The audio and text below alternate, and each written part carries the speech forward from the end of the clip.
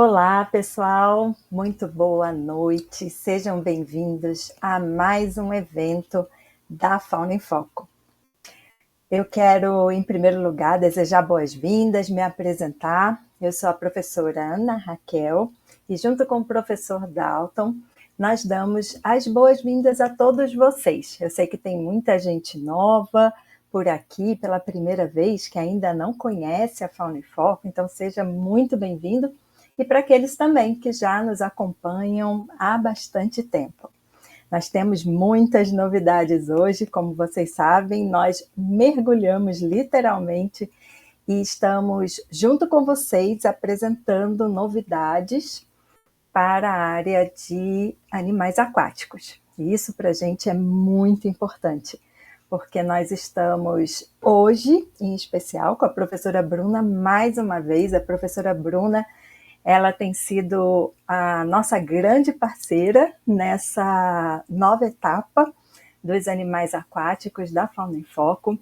E hoje ela vai conversar com vocês e depois nós temos muitas novidades. Como vocês sabem, a gente, depois das apresentações, nós temos sempre o lançamento de oportunidades para vocês, de cursos, de turmas novas chegando. E, mais uma vez, nós contamos com a professora Bruna para esse novo evento. E eu quero apresentar um pouquinho a professora Bruna, porque, além de uma grande amiga, é uma profissional maravilhosa. A professora Bruna, ela é zootecnista, formada pela USP e também ela fez um período sanduíche na Universidade de Queensland, na Austrália. Ela também possui um mestrado em aquicultura e agora ela é doutoranda.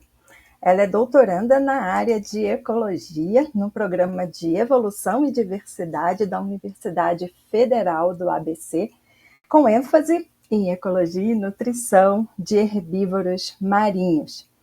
Ela, durante um tempo, atuou na parte de coordenação de manejo e cultivo no aquário de Ubatuba, na parte de manejo, nutrição e reprodução de organismos aquáticos.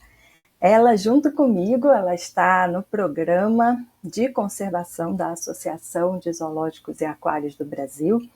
Ela é Study Bookkeeper do Tubarão Mangona, e ela tem nos ajudado muito nesse processo. Então, eu quero convidar aqui a professora Bruna para chegar. Tudo bem?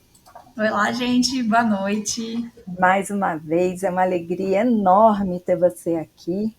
E eu queria dizer o quanto nós estamos alegres para apresentar a você e esse evento maravilhoso de aquarismo, onde você, né, vai apresentar os 10 passos para um aquário saudável. Obrigada, Bruna. Eu que agradeço, Ana. Bom, gente, boa noite. É muito bom estar aqui com vocês de novo, né? Sempre um prazer estar aqui junto com a equipe da Fauna em Foco e trazer um pouquinho de novidade para vocês. E hoje, então, a gente vai conversar um pouquinho sobre o tema aquarismo de novo, né? Então, a gente vai trazer nessa aula para vocês os 10 passos para um aquário saudável. Então, como a Ana já apresentou, né? Eu sou a professora Bruna, alguns de vocês já me conhecem, outros ainda não. Espero que a gente possa se conhecer mais, né, ao longo dos cursos da Fauna em Foco. E hoje também, né, vocês vão conhecer um pouquinho do meu trabalho, um pouquinho dessa área de atuação, e a gente vai esclarecer algumas dúvidas para quem tem interesse, né, nessa área de animais aquáticos, para quem pensa em entrar no aquarismo, ou para quem já tem um aquário em casa, né, e está querendo melhorar as condições.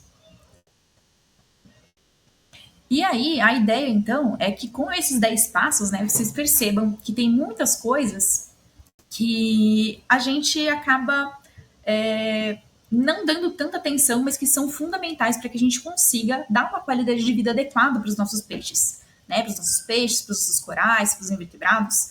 E aí, com essa aula de hoje, a ideia é que a gente passe, né, de um aquário super simplesinho a oferecer ali uma mansão, um castelo para os nossos peixinhos, né, com todos os parâmetros que vão garantir um bem-estar e uma vida saudável. Pode passar. E por que a gente está trazendo esse tema para vocês, né? Muita gente às vezes não consegue correlacionar o tema aquarismo com animais selvagens, com a parte de conservação, né? Então a gente vai falar um pouquinho sobre isso também. Então é importante a gente saber que apesar de no Brasil o aquarismo não ser tão forte, né? Os peixes eles não representam tanto os pets como os cães e os gatos, por exemplo. Na população mundial, né, então considerando todos os países, os peixes eles na verdade são a maioria. Então tem muita gente apostando no aquarismo. Então se a gente for pensar como área de atuação, como mercado de trabalho, além de ser uma área com muita oportunidade, ela é uma área que também está muito linkada com a questão da conservação dos organismos aquáticos, né? E a gente vai explicar um pouquinho como que isso está linkado. Pode passar.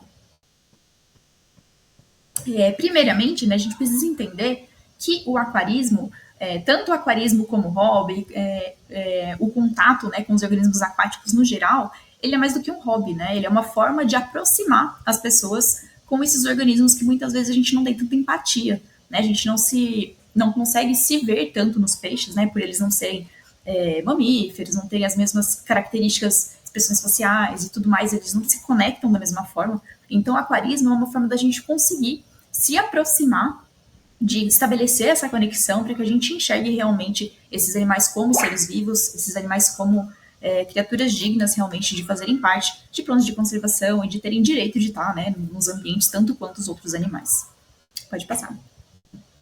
E aí, uma coisa que eu gosto sempre de trazer para a gente conseguir entender, né, o porquê que eu falo isso, que a gente não tem empatia com os peixes. E muita gente fala, não, eu adoro peixe, sempre gostei. Mas, se a gente for bem a fundo, né, aqui se a gente pensar, por exemplo, esse é um gráfico que ele traz para a gente as espécies marinhas que foram avaliadas pela IUCN para o status de conservação, que são aquelas categoriazinhas, né, de ameaçado, pouco preocupante, muito ameaçado, criticamente ameaçado. Então, só para a gente entender como é que isso se relaciona. Nesse primeiro círculo, né, então a gente tem todas as espécies marinhas que foram avaliadas. Dessas espécies, a gente tira aquela pequena fatia que são os animais que estão em alguma categoria de ameaça, né? Que seriam os criticamente ameaçados e vulneráveis. E aí, nesse segundo círculo, né, na figura B, a gente tem quem são esses animais que fazem parte desse grupo de ameaça.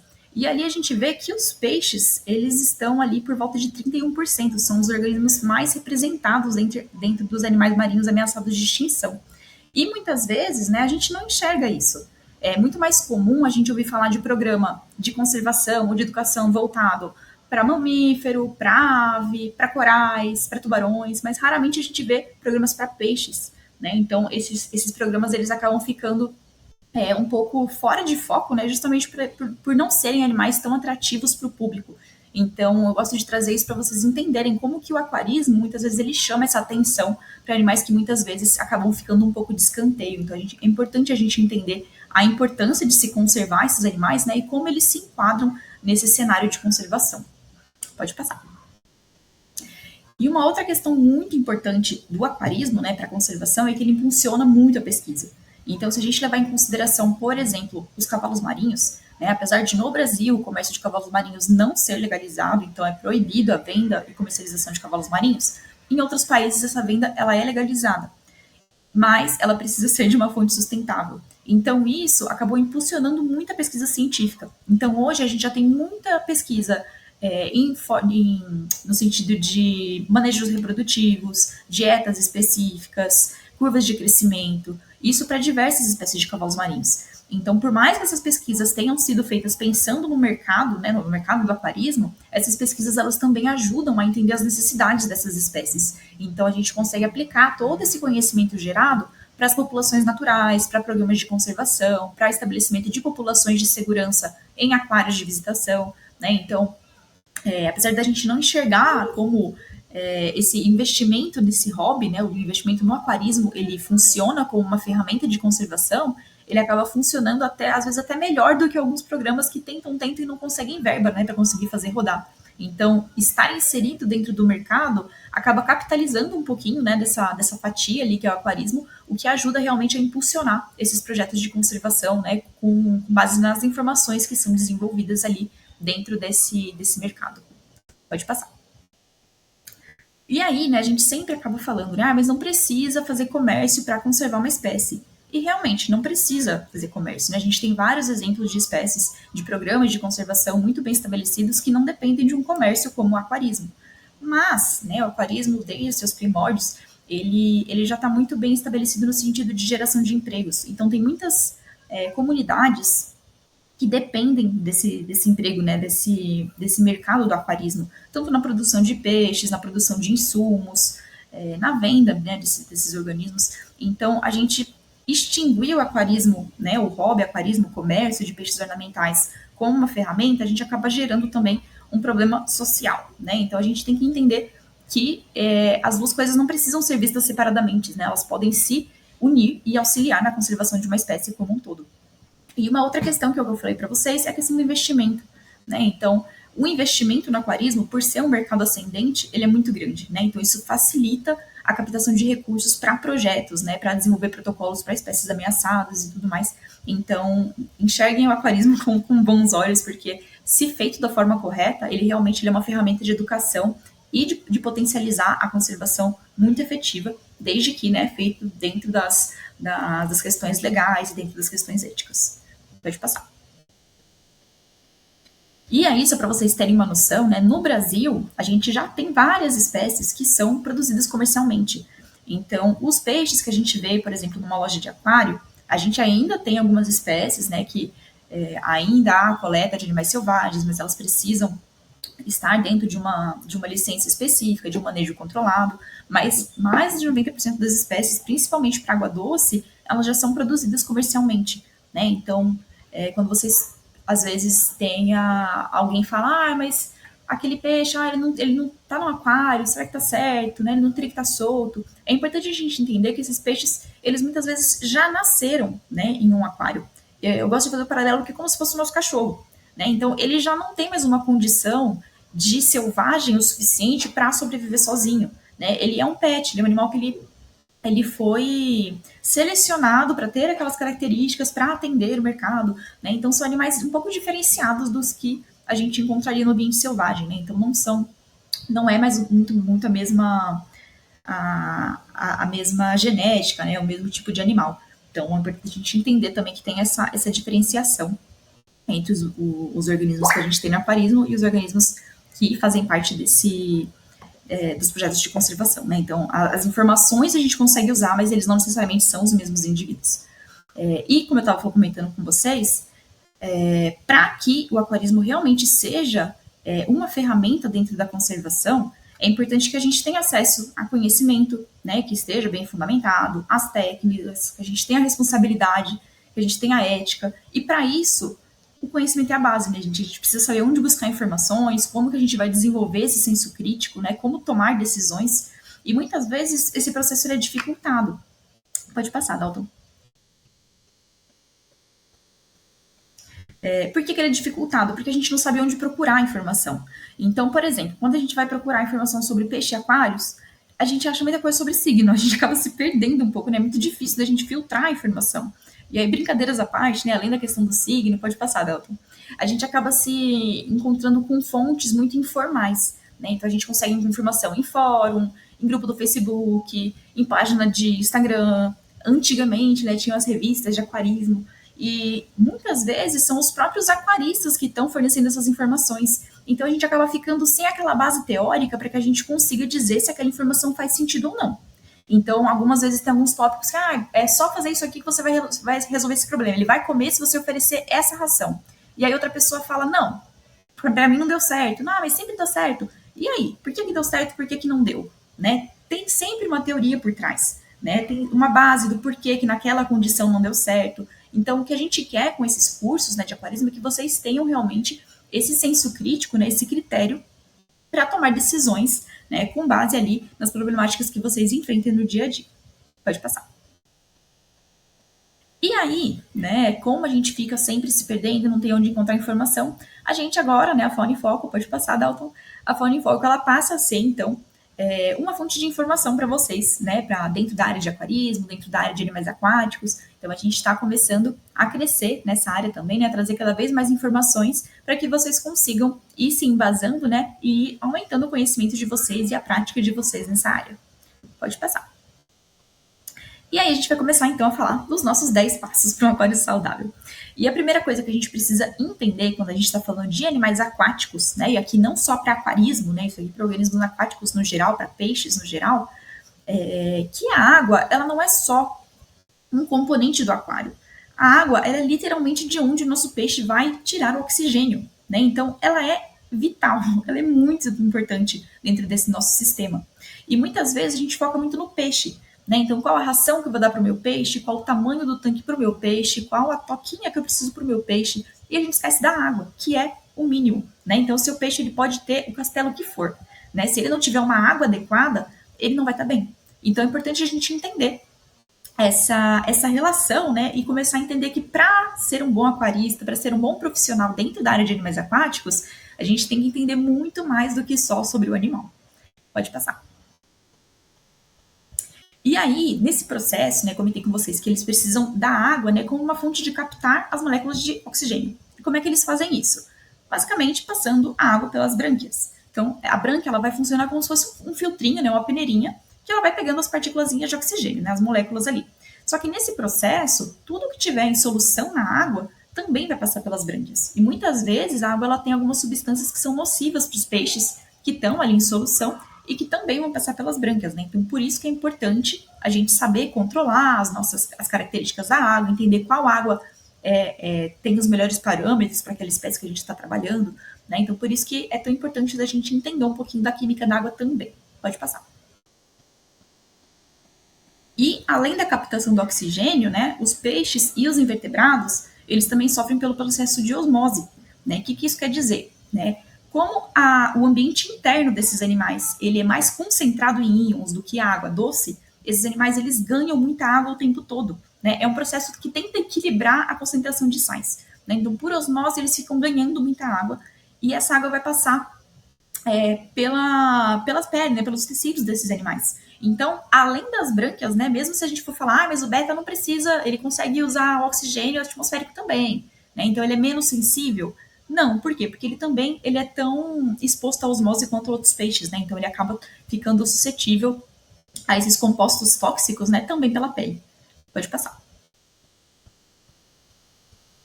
E, então, nossa primeira dica, né, que nem entra nos 10 passos, tá, gente? Esse aqui é o passo 0, é entender que tudo que a gente faz em um sistema aquático, ele afeta a água.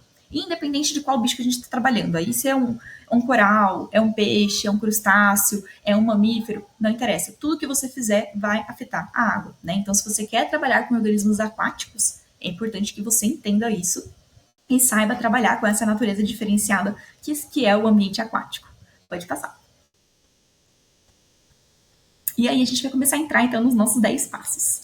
O primeiro, gente, a primeira coisa que a gente precisa saber e entender para que a gente tenha um ambiente aquático saudável, né, um aquário saudável, é entender o que é a ciclagem. Então, como eu comentei com vocês, a água, ela não é só água, né? Pra gente ela é só água, mas pro peixe ela é muito mais do que isso. Né? Tem muita coisa em solução nessa água que a gente não tá vendo. E uma delas são os compostos nitrogenados. O que é isso? Né? Se a gente pensar no sistema de um aquário, por exemplo, né? Esse aquário ele vai ter algumas fontes de nitrogênio extra, que seriam as sobras de ração, as excretas, o próprio metabolismo do peixe. Né? Então, isso vai liberar proteínas que vão ser catabolizadas e vão gerar a amônia, que é um composto nitrogenado. E a amônia ela é tóxica para os peixes. Né? E como que a gente tira essa amônia da água? Né? Não é a gente que tira. Quem vai tirar essa amônia da água para a gente é um grupo de bactérias benéficas. Né? São bactérias que a gente quer que estejam ali. E aí essas bactérias, então, vão transformar a amônia em nitrito, né, que é uma forma menos tóxica, e outras bactérias vão transformar o nitrito em nitrato, que é uma forma menos tóxica ainda. E aí, esse restinho de nitrogênio que vai ficar ali, que é o nitrato, né, ele vai ser ou fixado pelas plantas, né, então utilizados pelas plantas como um recurso ali para crescer, ou a gente vai retirar na troca de água, que é um dos manejos que a gente precisa fazer no aquário. E de onde vêm essas bactérias? Né? É importante a gente entender que as bactérias elas não vêm do nada, elas não vêm na água. Né? Elas vêm na água, mas não em quantidade suficiente para ciclar o que a gente precisa. Né? O ciclo do nitrogênio é justamente a gente ir transformando esse nitrogênio em formas menos tóxicas, né? Então de amônia até o nitrato. E aí, para isso, a gente precisa de tempo. A gente precisa que o tanque mature. Né? O que isso quer dizer? Quer dizer que não dá para a gente comprar o aquário e colocar o peixe já no mesmo dia. Por quê? Porque esse aquário a gente precisa maturar os filtros. Né? Então, essa nossa colônia de bactérias benéficas, ela precisa ir maturando e ir crescendo. Isso só vai acontecer conforme elas estiverem em contato com esse excesso de nitrogênio. Então, é preciso que a gente deixe o nosso aquário ligado, ciclando ali por pelo menos um mês, né? Ou ir acompanhando com os testes, né? Que a gente vai falar isso também, antes da gente colocar os animais, porque quando eles entrem nesse sistema, esse sistema já esteja estabilizado, né, e consiga minimizar os níveis de nitrogênio tóxico para esses peixes. Pode passar. E aí, então, né, a ideia, que é o que muita gente não faz, é que quando a gente quer começar um aquário novo, é que a gente tenha essa calma, essa paciência de passar pelo processo de ciclagem. Né? Então, de deixar o aquário maturando, né? E lembrando, não é só deixar a água parada, que a única coisa que você vai conseguir com isso é dengue, né? Não é isso. A gente precisa deixar o aquário com os filtros funcionando, já montadinho, de preferência com alguma fonte de nitrogênio, né? Então, um grãozinho de ração que tá ali, né? Não precisa ter bicho, né? Só para essa raçãozinha gerar o nitrogênio para ir estimulando o crescimento das bactérias, para só depois a gente adquirir o nosso peixe. Né? Então, apesar de a gente precisar já ter em mente qual peixe que a gente quer para que o aquário faça sentido para aquela espécie, primeiro a gente monta o aquário, depois vem o peixe. Pode passar. E muitas vezes o que acontece? Né? A gente sai da loja com o nosso aquário já com o peixe dentro.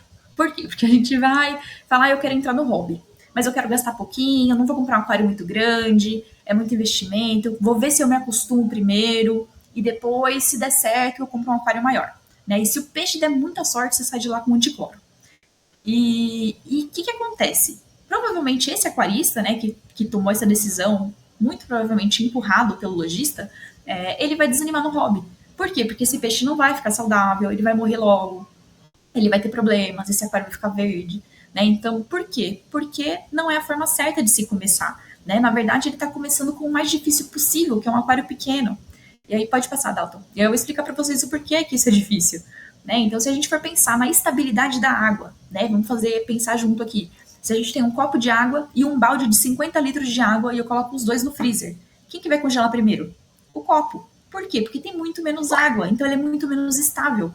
Então, um aquário pequeno, ele vai passar pelo mesmo processo. Então, ele vai gerar amônia muito mais rápido, porque tem menos água, então vai acumular mais rápido. As mudanças de pH e de temperatura vão ser mais rápidas. Então, quanto maior o aquário, mais fácil ele é de manter, na verdade. Então, quando a gente quer começar no hobby e comprar aquela beteira desse tamaninho, na verdade, a gente está começando no pior cenário possível.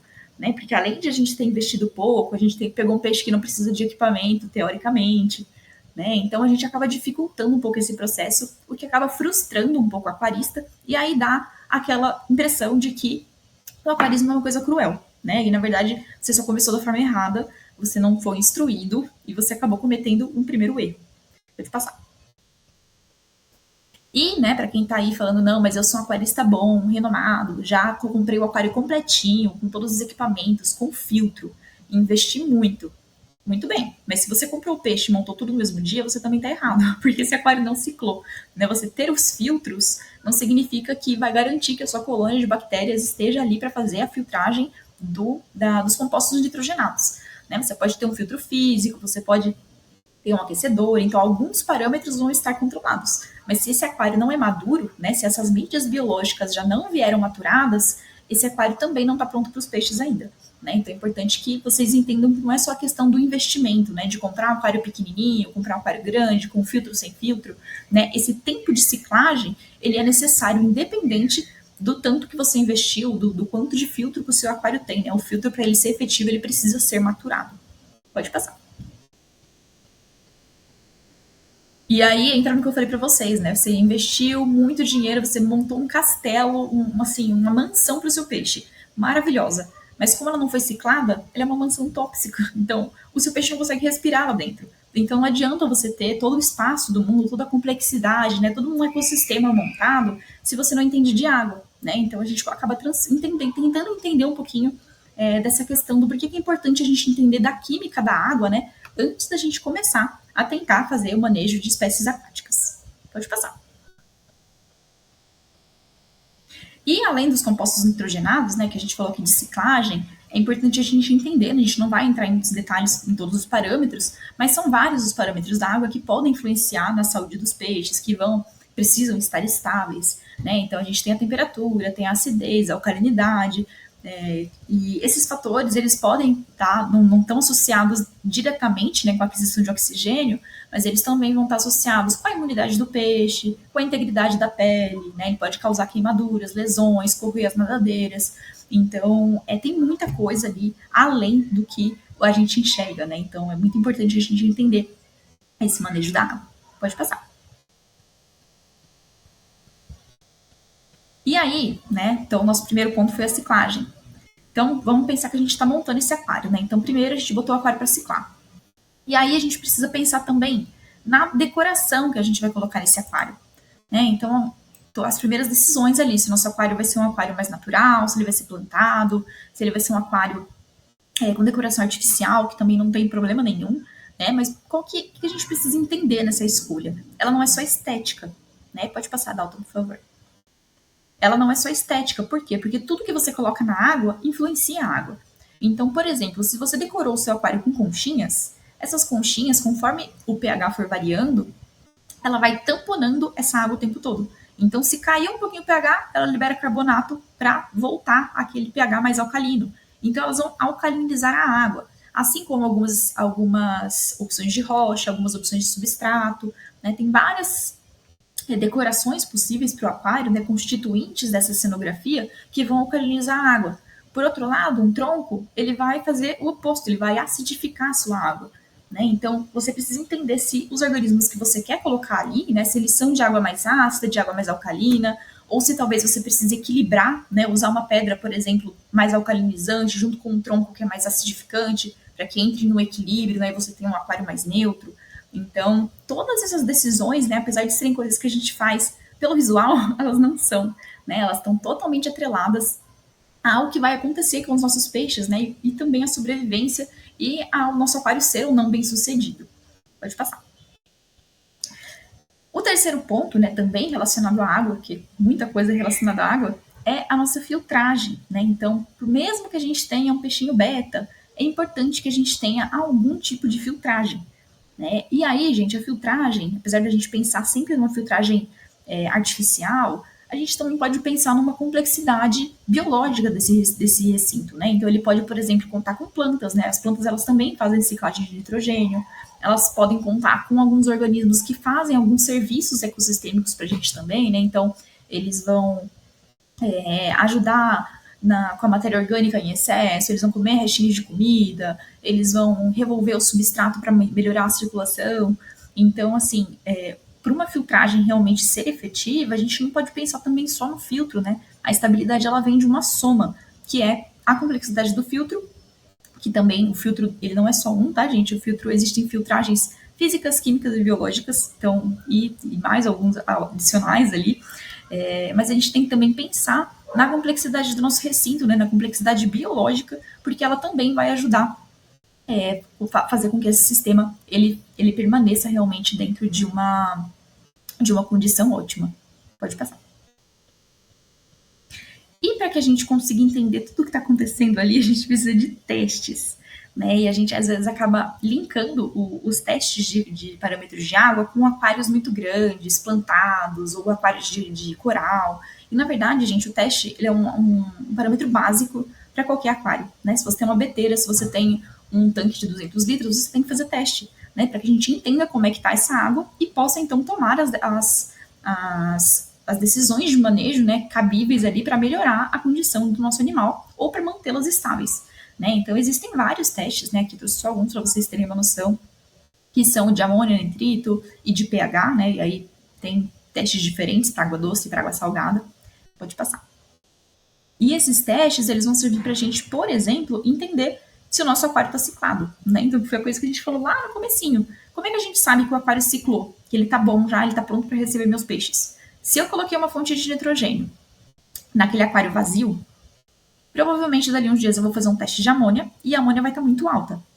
Conforme as minhas bactérias vão colonizando e transformando essa amônia em nitrito, a gente vai ter uma queda na amônia e um pico de nitrito. Então eu já sei que eu estou na metade da ciclagem. Aí eu vou começar a avaliar o nitrito. O nitrito ele vai fazer a mesma coisa. Ele vai começar alto e conforme as bactérias forem se estabelecendo, elas vão ciclando nitrito para nitrato, o que vai diminuir a concentração de nitrito na água. E aí a gente vai ter um pico de nitrato. E o nitrato, a não ser que eu tenha muitas plantas, né, ele vai ser removido mais por remoção, pela troca d'água. Então, quando a gente chegar no nitrato, quer dizer que o nosso aquário ciclou. Né? Então, se a gente já está com níveis baixos de amônio e de nitrito, está na hora da gente começar a incluir a nossa fauna, né? Quer dizer que esse aquário já tem uma biologia, né, bactérias benéficas associadas ao nosso filtro, que são capazes de fazer essa transformação dos compostos. Então, os testes, eles ajudam a gente a entender esse processo, né? Porque se a gente só deixar lá, a gente vai continuar no achismo, né? A gente não consegue entender se está certo ou se não está. Né? E os testes, eles ajudam a gente a visualizar o que a gente não consegue enxergar na água. Pode passar. E uma outra coisa que os testes ajudam bastante é que a gente precisa entender que a gente tem vários parâmetros de qualidade de água, né? Então a gente vai ter a alcalinidade, a reserva alcalina, o pH, amônia, nitrito, nitrato, fosfato, cálcio, magnésio. Mas o mais importante é que todos esses parâmetros eles são interligados, né? Um afeta o outro. Até o oxigênio, que a gente falou que é a base da água, né? O peixe usa a água para captar oxigênio. A temperatura vai afetar o quanto o oxigênio fica dissolvido ou não na água. Né? Da mesma forma que a temperatura e o pH, eles afetam o quanto a amônia fica tóxica para o peixe. Né? Então, quanto mais baixo o pH, menos tóxica é a amônia. Então eu vou deixar meu aquário super ácido e resolvi o meu problema. Não necessariamente. Se o seu peixe não é de água ácida, além de você matar as bactérias, né, se acidificar de uma vez só, o seu peixe não vai estar bem naquele aquário. Né? Então é importante a gente entender essas relações entre os parâmetros, né, para que a gente consiga corrigi-los sem dar choque osmótico ou iônico dos nossos peixes, né? Então, a gente não pode mudar de uma vez também, né? Tudo tem que ser muito progressivo e muito devagar, até que esses animais vão se acostumando aos pouquinhos com aquela condição nova. Então, é importante a gente entender como funcionam os testes, né? Quais são os testes, como fazer esses testes, justamente para que a gente consiga enxergar o invisível ali na nossa água. Pode passar. E depois desses testes, né, normalmente é quando a gente vai tomar as decisões sobre o nosso manejo. Então a gente nunca faz a manutenção de um aquário sem fazer o teste primeiro. Por quê? Porque é o teste que vai indicar o quanto de água que eu preciso trocar, se eu preciso fazer um sifão, se é só uma limpeza superficial, se eu preciso fazer alguma dosagem. Né? Então esses testes eles são super importantes para que a gente consiga realmente tomar decisões assertivas que vão manter ali a qualidade do nosso sistema. Pode passar.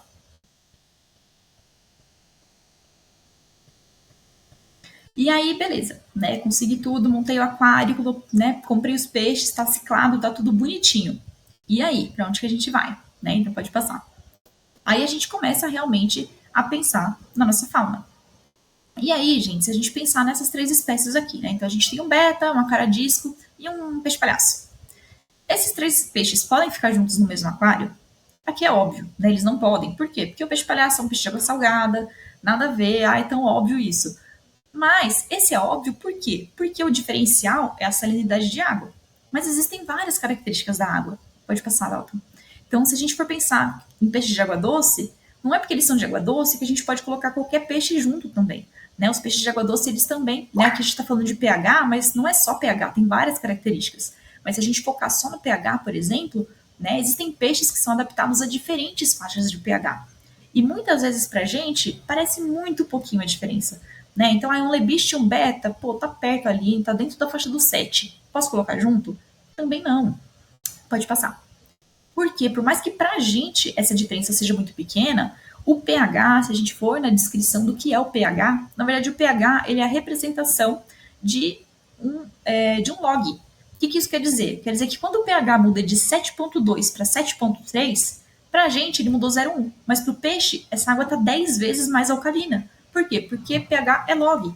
Né? Então a gente não pode interpretar esses valores com a nossa visão. Né? Esse 0,1, apesar de ele ser muito pequenininho, é porque a escala que a gente está olhando é muito grande, ela é muito ampla. Então, mesmo essa variação pequena, para o peixe era 10 vezes mais. Então, eu colocar um beta e um lebiste, né, que são de faixas diferentes ali, em um mesmo recinto, né, nenhum dos dois vai estar na condição ideal. Quer dizer que os dois vão morrer? Não necessariamente. Mas eles não vão estar saudáveis, eles não vão estar confortáveis, você vai ter muita dificuldade de manter esses animais por muito tempo, né? E aí vai virar aquele aquarista frustrado, né, que não vai para frente, depois critica o hobby como algo né, que não é tão legal, mas justamente porque está cometendo esses errinhos. Pode passar. E aí uma outra questão, né, é que além dos parâmetros de água, tem a questão de compatibilidade comportamental, né? Nem todo peixe se dá bem com todo peixe, né? Tem peixe que ele não gosta de outros peixes nadando rápido, tem peixe que belisca a nadadeira do outro, tem peixe que é mais territorialista, né? Então a gente precisa entender essas diferenças também. Então, além das características da água, às vezes duas espécies que são de um mesmo ambiente, elas não coexistem, né? Então, comportamentalmente, elas não se dão bem.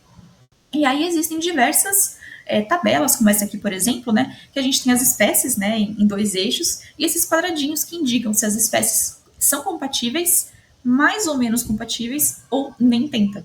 Né? O nem tenta seria esses quadradinhos vermelhos. Então a gente vê que tem várias espécies que não são compatíveis, né? A gente não pode colocar junto no mesmo recinto.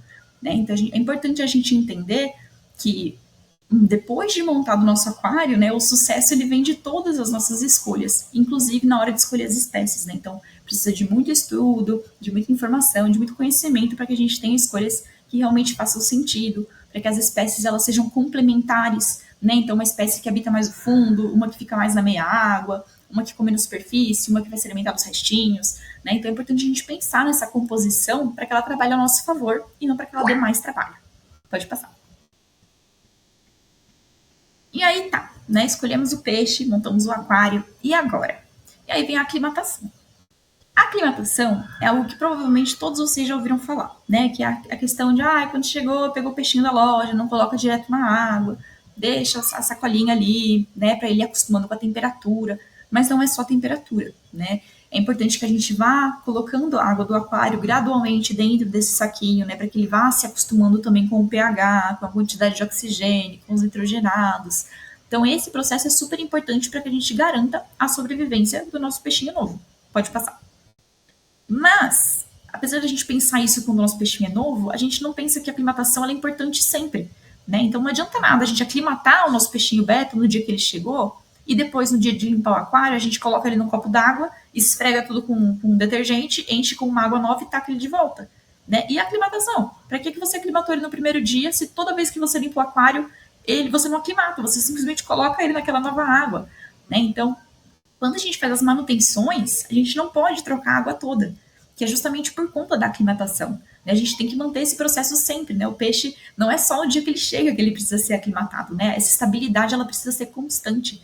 Então, todos os manejos que a gente faz nesse tanque, né, a limpeza, ela precisa ser planejada, por isso que eu falei que precisa do teste, para a gente saber o quanto de água precisa trocar, e as trocas elas são sempre parciais, que é justamente para que a gente, né, mantenha essas condições próximas do que elas já estavam antes. Pode passar. E aí, né, passando um pouquinho mais, a gente precisa pensar também na alimentação. E aí, gente, a alimentação ela é muito importante, principalmente para quem não está acostumado com o organismo aquático. Por quê? Porque se a gente for pensar no metabolismo de um peixe, ele é muito baixinho, né? Ele é muito diferente de um mamífero, de uma ave, né? Então dos outros pets que a gente tem em casa, por exemplo. Por quê? Porque ele não produz calor corporal, ele gasta menos energia para se deslocar, ele excreta formas menos concentradas, então ele gasta menos energia para excretar. Enfim, tem uma infinidade de características que fazem com que a demanda energética desses bichos seja muito baixinha. E muitas vezes ela é variável com a temperatura da água. Mas aí o que acontece? Né? Como a demanda metabólica, né, é muito baixa, ele precisa de muito pouca comida para se manter. E aí, se a gente olha esse vidro com esse beta aqui do lado, muita gente fica com dó de, o beta é tão pequenininho o espaço, né? Mas tem uma plantinha. Mas olha a quantidade de ração no fundo desse tanque. Né? Por que aquela ração toda tá ali? Porque o beta nunca vai conseguir comer tudo isso. Porque não cabe, né? Não cabe no estômago dele e metabolicamente ele não precisa. Então essa ração, na verdade, a única coisa que vai acontecer é que ela vai gerar amônia, né? Essa proteína na ração vai catabolizar, ela vai começar a liberar esses compostos nitrogenados e essa água vai ficar tóxica, né? Então a gente não está resolvendo dando mais comida, né? Os peixes eles não precisam de tudo isso. E quando a gente fala para controlar, é por esse motivo, né? Não é para o peixe não ficar gordo, também, né? É um motivo, mas é também por conta da água, né? Então é importante a gente entender como que a alimentação ela é diferente nesse ambiente aquático. Pode passar. E a gente gosta muito de alimentar os peixes, né? A gente está acostumado com o cachorro pedindo comida e a gente dá bastante, né? Porque são mamíferos. E os peixes, eles pedem, eles vêm na superfície, eles interagem. E é a nossa forma de mostrar amor para eles, né? É o nosso momento ali de comunicação com os nossos peixes. Mas, né, é importante que a gente tenha outras formas de comunicação com eles, né? Que a gente tenha outras formas de fazer um enriquecimento ambiental, oferecer um alimento menos digestível, oferecer um alimento que vai demorar mais tempo para ele comer, para que a gente estreite essa nossa relação, mas ao mesmo tempo que a gente não prejudique esses animais, tanto na qualidade de água quanto na saúde. E também, gente, alimentação, a gente sabe que tem muita opção no mercado. Pode passar, Dalton. A gente tem muita opção no mercado e muitas vezes a gente fica perdido, né? O que a gente precisa, o que é verdade, o que não é nos rótulos, né? Os rótulos, muitas vezes, eles trazem algumas informações que elas, se você não entende de nutrição, você acaba ficando um pouco perdido com o que aquilo significa, né? Então, ter mais de um ingrediente é melhor? Não é? Peixes de água salgada, a gente sabe que eles precisam de um perfil lipídico diferente, né? Então, por exemplo, a questão do ômega 3 e do ômega 6. Não é exatamente o ômega 3 e o ômega 6 que os peixes marinhos precisam, né? São derivados dessas cadeias. Então, eles não conseguem transformar essas fontes. Então é importante que a gente saiba olhar o rótulo e dizer se aquela ração é apropriada ou não, né? E alimento vivo, eu posso dar alimento vivo, eu posso alimentar meus peixes só com artêmia, né? Dá certo, não dá? Né? Tem muita informação. E é importante que a gente saiba, né? Muito conhecimento que a gente não consegue passar numa aulinha tão pequenininha para vocês, né? Mas vocês precisam entender que é um dos passos, né? Para que a gente consiga realmente ter sucesso dentro do aquarismo. Pode passar. E aí a gente chega nas nossas manutenções, que foi o que eu falei para vocês, né? Que a gente sempre vai fazer trocas parciais, né? Que é a famosa TPA, que são as trocas parciais de água, né? Por que parciais? Para não mudar muitos parâmetros, por conta da questão de aclimatação, né? Porque precisa ser estável. Se a gente precisa dosar alguma coisa, vai depender dos testes, né? Então, se o pH está muito baixo, ou se é um aquário marinho e algum mineral específico está muito baixo, também a gente vai fazer a dosagem. E aí são cálculos específicos, né, com base no que a gente tinha antes, com base em onde a gente quer chegar. O sifão, que seria para a gente limpar entre os grânulos do substrato. Né? Então, são todas decisões que a gente vai tomar dependendo de tudo que a gente falou lá atrás. Né? Então, como que é o nosso aquário, como que a gente quer que fique a nossa água, quais são os nossos peixes. Né? Então, tudo isso vai interferir em como a gente vai fazer a nossa manutenção. Pode passar. E aí, gente, entra as questões, né, que às vezes é o que eu falo para vocês, que a gente acaba interpretando mal o marketing dos produtos, né? Então aqui a Cobase, ela está fazendo uma propaganda verdadeira, que é um aquário completo. Ela está vendendo um aquário completo. Mas a marca que está vendendo um aquário completo está chamando ele de aquário autolimpante.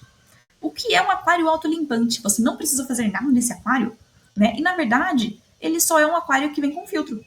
É isso, né? Ele vem com um SAMP traseiro, né? Um SAMP por overflow, como tem nos tanques marinhos normalmente. Ele vem com um filtro físico, um filtro químico e um filtro biológico. E aí, isso quer dizer que ele é autolimpante? Aí pode passar, Dalton, por favor. Para mim, dizer que um aquário é autolimpante é a mesma coisa de cair alguma coisa no chão da cozinha, o cachorro lamber e você falar que não precisa mais limpar.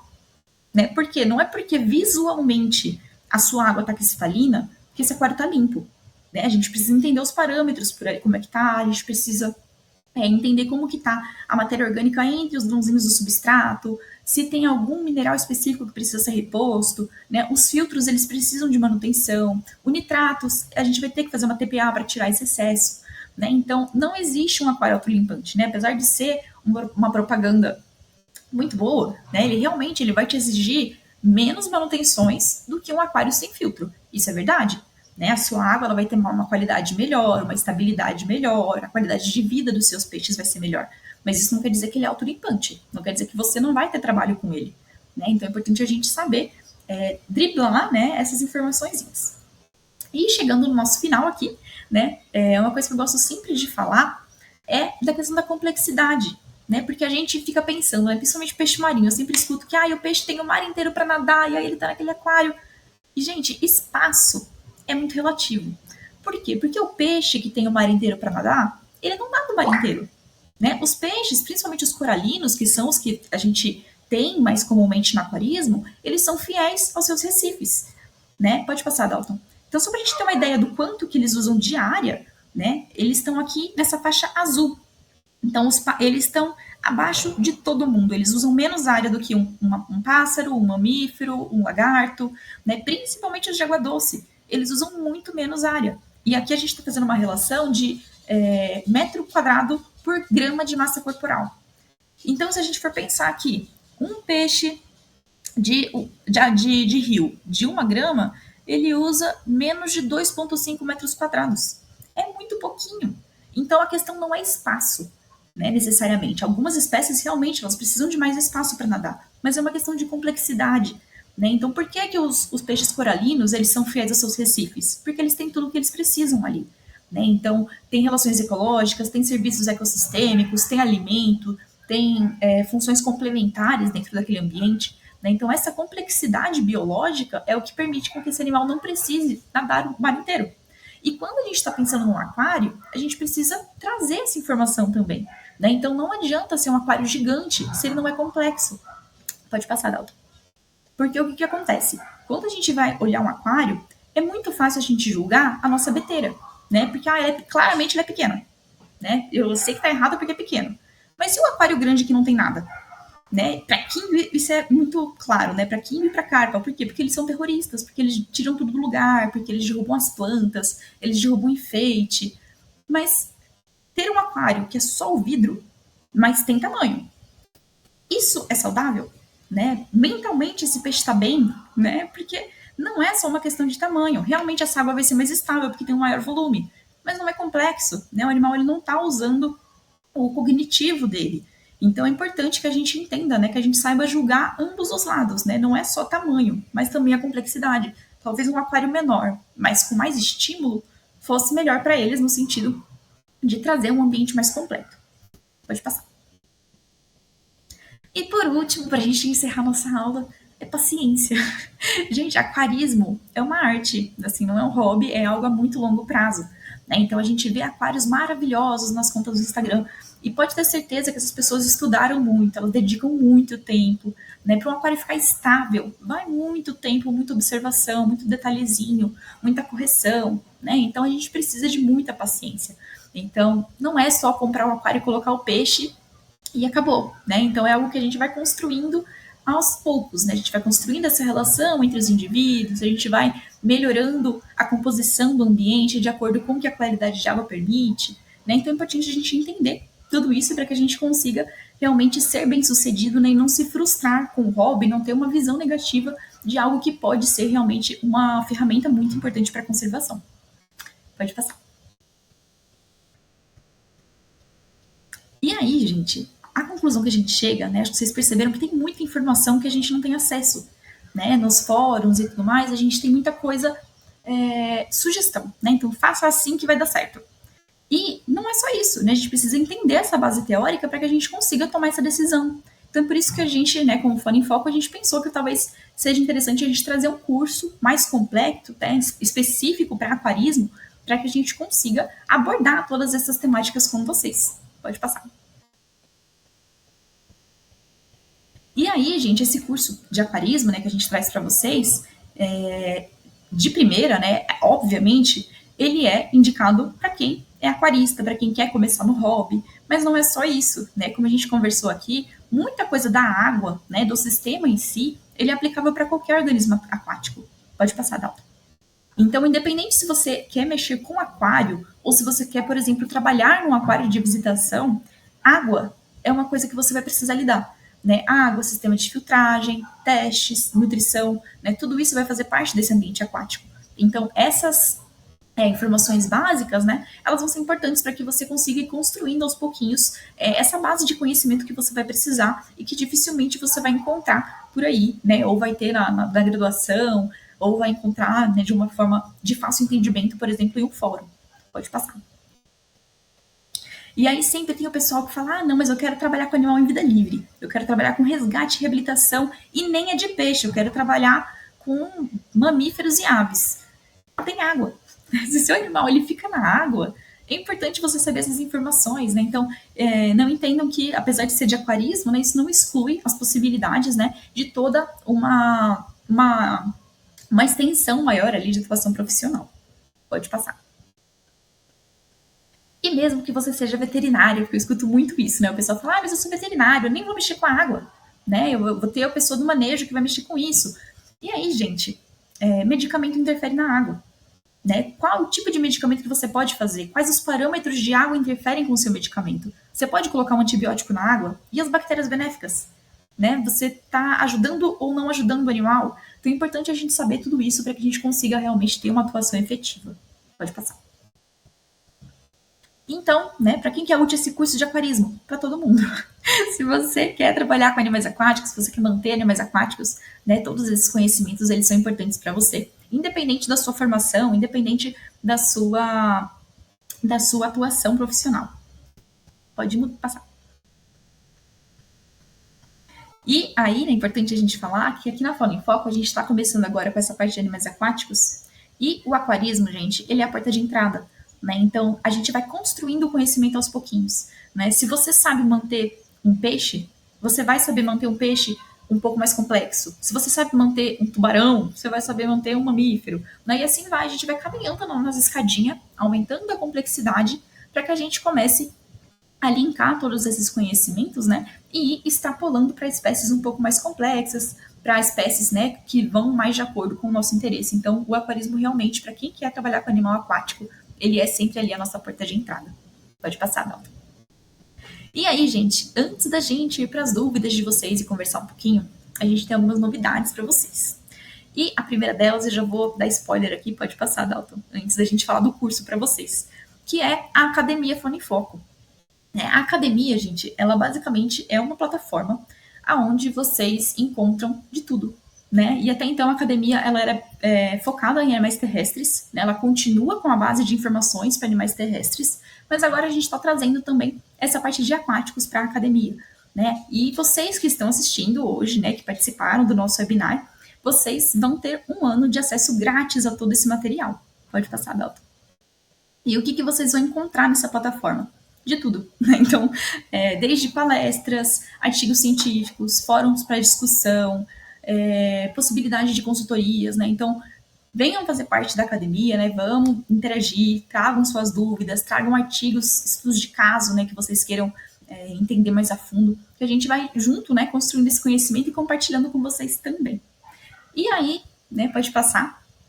Agora a Ana volta para a gente conversar com vocês sobre a nossa novidade, né? Que além do nosso curso teórico de aquarismo, que a gente vai estar trazendo para vocês uma nova turma, a gente tem também o curso prático no Aquário de São Paulo, também de aquarismo, né? Para quem já entende um pouco do assunto, consiga ir além, né? E aplicar um pouquinho desse conhecimento também. Gente, eu tava assim, ó. Eu acho que se tivesse a minha carinha aqui no vídeo, né, eu ia ficar o tempo todo assim, ó. Eu tava deixando ela falar, né, porque é muito bom ouvir e aprender com você, Bruna. Eu estava olhando o chat aqui e sorrindo, porque as pessoas realmente aproveitaram muito, né? Eu tenho certeza, pelos feedbacks e tudo que foi colocado, muito mais aqui pelo. Eu mesma não tinha a menor noção de muitas coisas que você apresentou. A gente que trabalha com os terrestres, a gente tem uma visão extremamente limitada dos aquáticos. E é tão complexo que, eu digo, parece até mais, né? Se eu não me engano, acho que é mais, não é, Bruna? Porque É que é é uma diferente, o acesso à complexidade, informação é diferente, né? né? A nossa visão é muito focada para terrestre mesmo. E imagina, né? A gente passa a vida aprendendo a comprar um peixinho na loja e colocar na primeira água que aparece, quando não, uma escola presenteia no Dia das Mães uma mãe com um peixinho, né? Que ela não sabe nem, vai colocar no copo de requeijão. Então, você trazer essa visão da conservação, da ciência do peixe, é fantástico. Muito obrigada. E, gente, é óbvio, né, que vocês querem mais e a gente está aqui. A Bruna já deu o spoiler da academia, todo mundo que está aqui vai receber 1 ano da academia, e na academia nós temos a parte tanto de terrestres quanto de animais aquáticos agora, que é a grande novidade. E nós esperamos por vocês, juntem-se a essa comunidade, interajam com a gente, coloquem as suas dúvidas para que a gente possa tornar essa academia uma grande comunidade para compartilhar conhecimento na área de fauna. E eu quero contar para vocês um pouquinho mais sobre esse curso, e a gente vai interagindo depois, vai respondendo as perguntas. Vocês já podem acessar o site, porque ele já está disponível para vocês. É um curso que a professora Bruna preparou com muito carinho e ela já apresentou para quem esse curso é destinado, praticamente todos, né, Bruna, que queiram aprender mais sobre o aquarismo. Então, teremos a parte de manejo, a parte de nutrição, a parte de qualidade, bem-estar, uma parte de enriquecimento. Eu vi que teve pergunta aqui, né? O que eu posso fazer de enriquecimento? Então, é um curso que vai trazer essa visão do enriquecimento também para peixes marinhos, peixes de água doce. Vocês também terão um curso de corais que a gente vai explicar, então é muito completo. E, como eu falei, foi muito tempo pensado justamente para um público que queira aprofundar o conhecimento ou que deseje melhorar a qualidade do ambiente do seu peixe, né? Então, ele foi realmente pensado dessa forma bem completa. Pode passar. É importante falar também, né, que esse curso, gente, ele é tanto para quem não tem noção nenhuma, até para quem já tem, né? Porque a gente vai ali do básico, construindo aos pouquinhos, até detalhes bem mais avançados, né? Então, esse módulo de corais, por exemplo, né, ele é para quem já entende um pouco, que são organismos mais chatinhos de manter. Então, para quem quer ir aumentando, né, a dificuldade no hobby, também esse curso ele é bem legal para que vocês consigam aplicar esses conceitos, né, em diferentes níveis. Sim, e eu vi, assim, também nos comentários, eu passei, né, lendo os comentários, que eu estava adorando essa interação, porque é uma turma que interage muito. A gente sempre fala que a turma de aquáticos realmente é uma turma extremamente interativa, né? Ela busca por conhecimento, isso a gente adora. Então, esse curso, ele foi formatado em 4 módulos. E ele vem acrescido de um minicurso de corais, como a professora Bruna falou, que já exige mais conhecimento do aluno. Então, ela vai preparar vocês para que vocês possam entender mais sobre os corais. As aulas, gente, são gravadas. O curso é 100% online, para que você possa assistir no horário que for melhor e da maneira que for melhor para vocês. Então, a gente tem aí 1 ano de acesso, nós temos tempo suficiente para que vocês possam se organizar, ver, repetir, ver de novo, né? Ver várias vezes ao longo do ano, para que vocês possam fixar bem esse conhecimento. Existe já um grupo de Telegram exclusivo dos animais aquáticos e vocês automaticamente, chegando nesse curso, podem entrar e já começar a interagir com a professora Bruna e conosco também, tanto eu quanto o professor Dalton também ficamos lá para também tirar dúvidas em relação ao curso ou outras dúvidas que vocês tenham.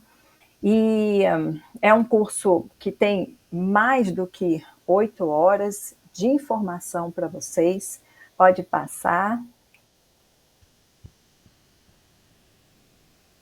E eu separei aqui alguns pontos, e a Bruna pode também complementar à medida que a gente for falando. Então, eu separei aqui, Bruna, a parte dos aquáticos, do aquarismo, né, da parte dos corais embaixo. Então, os 4 módulos, o primeiro módulo, ele vai trazer, primeiro, uma visão geral, então vai falar sobre o universo do aquarismo. No segundo módulo, vai aprofundar mais sobre a qualidade da água, e a gente viu que isso nem entrou, né, era no zero, né, Bruna? Assim, era realmente, não tem como a gente começar absolutamente nada se a gente não tiver qualidade de água. E, além disso, falar sobre o manejo, a rotina e algumas doenças e como podem ser identificadas e prevenidas. um módulo só sobre manejo alimentar e enriquecimento ambiental. Como eu falei, já teve algumas perguntas falando sobre qual tipo de ração, qual a melhor ração para qual peixe. Então, esse é um módulo que vai ser dedicado para aprofundar nessa parte do manejo alimentar desses animais. E, por último, a parte de ambientação, tão importante, né? A professora Bruna ressaltou aqui tantas vezes sobre a necessidade da gente montar esse ambiente e deixá-lo preparado para receber os peixes. Então, vocês vão ter a oportunidade de aprofundar também nesse assunto. Quer complementar alguma coisa? Não, acho que você falou bastante. A ideia é o que eu falei para vocês, gente. A gente ir lá do básico, né? Então, entender como que está o mercado do aquarismo, da onde vêm os peixes que estão nesse mercado, né? São fontes diferentes, os peixes de água doce, os peixes marinhos. Entender um pouquinho que tem uma legislação por trás disso, né? Então, são conceitos, apesar de não serem aplicados diretamente no manejo, eles fazem toda a diferença para que vocês sejam profissionais éticos e responsáveis. Né? A gente fala bastante da questão de sustentabilidade na hora de montar o aquário, né, a procedência dos materiais que você está utilizando, principalmente para os aquários marinhos, que muita coisa ainda é coletada, a parte de alimentação, né, entender que não é necessariamente o mais caro que é o melhor para você. Né, você consegue também, né, você não precisa investir rios de dinheiro se você não tem, você consegue, tendo conhecimento, né, você consegue ir ajeitando, né, para oferecer realmente qualidade de saúde, né, e não necessariamente a mansão em si, mas a qualidade de vida, né. Uhum, com certeza. E eu vi uma pergunta aqui que passou, se estudante de veterinária não poderia fazer o curso. Não só pode, como deve fazer o curso, viu?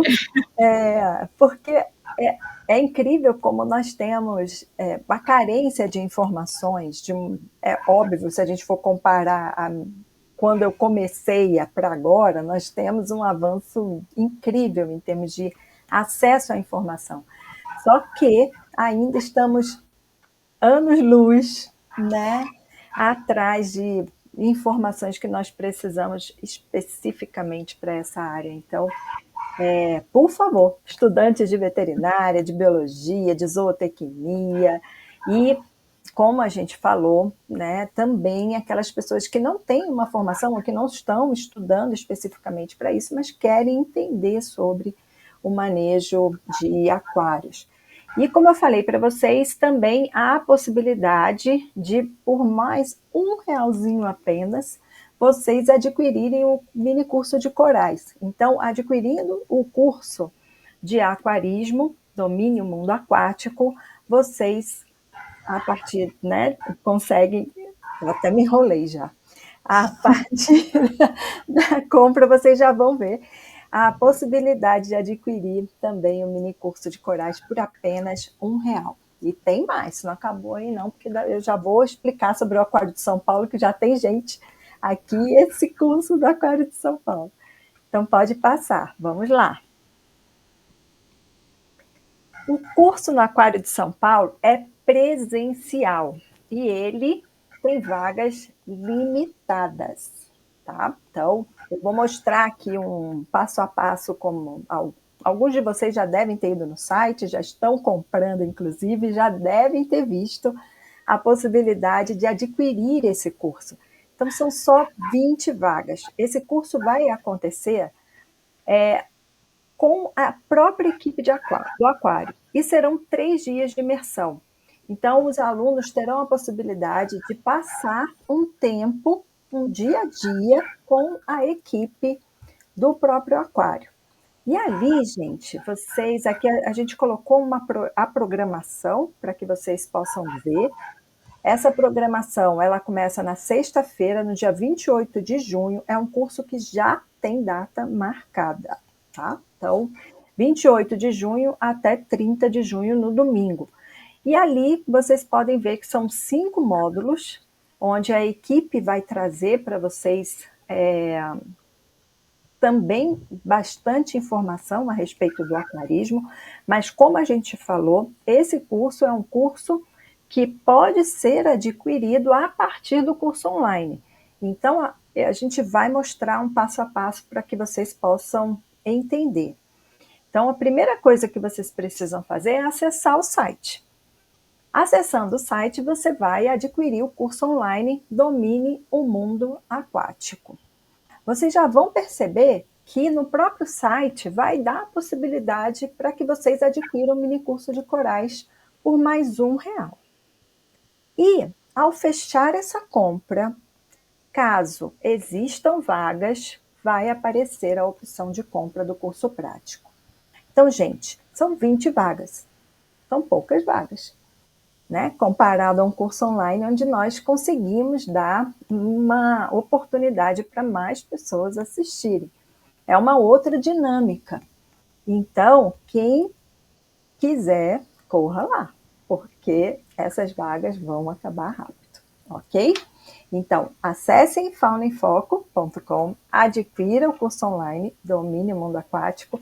Se desejarem, por mais R$1, você adquire um mini curso de corais. E ao fechar a compra, caso ainda existam vagas, vai aparecer a opção de compra do curso prático. Então, Giovana, você que está perguntando onde se inscreve para o curso prático, é esse passo a passo que a gente está colocando para vocês. O curso prático no Aquário de São Paulo só vai aparecer para os alunos que adquirirem o curso online. Isso tem um motivo, gente. Né? Isso tem um motivo porque nós precisamos prepará-los para esse curso prático, para que vocês cheguem lá e consigam aprofundar mais. Então, aproveitem essa oportunidade, porque pode passar. Que aula, meus amigos, olha o Pedro. Então, nós temos aí 3 oportunidades de aprendizado. Nós temos o nosso curso 100% online, Domine o Mundo Aquático. Nós temos o nosso curso 100% online de corais e ainda, com vagas limitadas, um curso 100% presencial de aquarismo. 3 dias de imersão no Aquário de São Paulo, no final de junho, 28, 29 e 30 de junho. E nós queremos vocês lá. Nós vamos fazer um sorteio nesse momento para sortear uma vaga para esse curso Domine o Mundo Aquático, 100% online. Novidade pouca nunca, né? A gente sempre traz o máximo. É verdade. Então, olha só, vocês, todo mundo que está aqui já ganhou um ano de Academia Fauna em Foco. Todo mundo que está aqui vai receber também o e-book da professora Bruna sobre o aquarismo. E agora nós vamos, antes de começarmos as perguntas, e à medida também que vocês forem perguntando sobre os cursos, a gente vai falando também, vai alternando aqui com a professora Bruna. E agora a gente vai fazer o sorteio. E quem será o sortudo ou a sortuda? Desse vai aparecer todo mundo que está aqui. E, gente, certificado, muita gente perguntando, vocês vão receber as instruções. E já temos uma sorteada. Carla Cristiane da Silva. Carla Cristiane da Silva, mande um e-mail para a gente, Carla, no contato@faunaemfoco.com. Nós vamos anotar aqui o seu nome, vamos aguardar o seu e-mail para que a gente passe para você a instrução, todas as instruções para já essa primeira aluna, Bruna. Já temos uma nova no curso. O pessoal está perguntando também sobre a academia, podem ficar tranquilos que vocês vão receber o link com todas as instruções e o e-book, né, de aquarismo que a professora Bruna vai disponibilizar para vocês. Nós queremos muito ajudar vocês a trilharem esse caminho. E esse é o convite. Vamos? Vamos junto? Quem é que está junto com a gente? Vamos para as perguntas, então. A Hanna. Estou fazendo faculdade de medicina veterinária. Consigo seguir na carreira de marinhos? Consegue, inclusive deve, né? Se é uma área que te agrada, né? Que você realmente quer investir, gente, a parte de aquáticos, ela está crescendo muito, né? E cada vez mais a gente vendo a importância realmente de conservar esses ambientes, né? De crescendo o número de projetos de conservação, né? Tanto para, até então a gente tinha muito para vertebrados de grande porte, né? Então para mamíferos, para aves. E agora a gente está começando a crescer bastante na área de peixes, de invertebrados, né? De ecossistemas inteiros, né? A gente vê bastante as notícias sobre ondas de calor, os recifes de coral, né? Enfim, todas as profissões são muito bem-vindas, né? Toda ajuda é sempre bem-vinda. E veterinários são pouquíssimos que querem trabalhar com animais aquáticos. Então vem assim que vai ser super bem-vinda. Com certeza. A Rosiane aí, que já disse oi. Rosiane é médica veterinária e está com a gente sempre, né? É uma super parceira da Fauna em Foco e também sempre com a gente nos cursos. O Breno pergunta por que nunca se discute sobre a relação das unidades de conservação e os peixes continentais. Provavelmente se discute, só não é algo que está tão acessível, né? Então, se a gente for pensar, por exemplo, nos planos de ação nacional, a gente tem muitas discussões de se as unidades de conservação são efetivas, né? Para quais espécies ela tá sendo efetiva, como que essas unidades elas têm relação com o ambiente, com as cidades ao entorno, né? Com o ambiente antrópico. Então, assim, essa discussão existe. Provavelmente você não está sabendo onde acessar esse material, né? Que aí entra também a questão da Academia Fauna em Foco, né, Ana? Que é justamente trazer essas informações para vocês, que muita coisa fica ali naquele limbo, né? Se você não sabe onde procurar, muitas vezes você não encontra. E tem muita coisa legal acontecendo, tem muita oportunidade, tem muita vaga aberta, né, para novos profissionais. E muitas vezes a gente não tem acesso a isso, porque realmente é uma área ainda bem emergente, assim, né? Ela não é tão, tão comum quanto as outras, né? Então, inclua essa pergunta na nossa Academia Fauna em Foco, né? Que a gente pode trazer para você alguns materiais que já vão responder essa sua dúvida, né? E te deixar mais inteirado dentre essa temática toda das unidades de conservação. Exatamente, eu ia falar isso, porque do jeito que tem pergunta aqui, né, possivelmente a gente não vai conseguir, com o tempo que a gente tem, responder a todos vocês. Então, que tal vocês copiarem, colarem em algum localzinho essa pergunta e assim que vocês tiverem o link da Academia Fauna em Foco, coloca lá, para que a gente possa começar a interação com vocês. Por que as pessoas nunca tratam os peixes como animais selvagens? Essa é uma pergunta que eu sempre me faço, porque normalmente quando a gente vê algum setor, às vezes até em questão de política pública mesmo, né? Eles são separados, são animais selvagens e peixes, né? Sendo que os peixes eles fazem parte dos animais selvagens, né? A gente tem, obviamente, animais que foram selecionados, domesticados, né? Tanto para cultivo, para a produção de alimentos, quanto para o mercado de aquarismo, né? Que seria o mercado pet, mas a gente tem também uma infinidade de organismos que são selvagens, né? Então, essa é uma coisa que a gente quer trazer para vocês aqui na Fauna em Foco também, né? Entender que trabalhar com selvagens também pode ser trabalhar com peixes, né? Eu trabalho com selvagens, só que os meus selvagens estão embaixo d'água. Então é importante a gente reconhecer isso, né? E trazer cada vez mais essa ideia para vocês. Exatamente. A Isabela está perguntando o que precisa para ingressar no aquário sendo médica veterinária.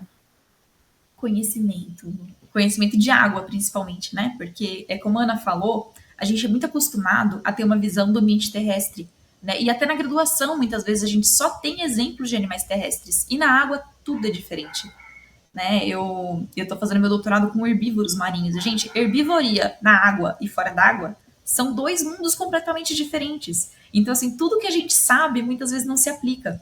Então, para você, né, independente do seu curso, né, você como zootecnista, como médico veterinário, né, para que você entre nessa área, o que eu digo para vocês é entendam as adaptações. Né, como que difere a fisiologia, como que difere a anatomia, como que difere a nutrição, as doenças, as medicações, né, como que os tratamentos eles são aplicados de uma forma diferenciada e principalmente como que a água pode te ajudar. Né, para os veterinários é importante a gente entender que alguns sistemas de filtragem, né, como o ozônio, ele pode ajudar na cicatrização, por exemplo, né, então ele pode ser terapêutico.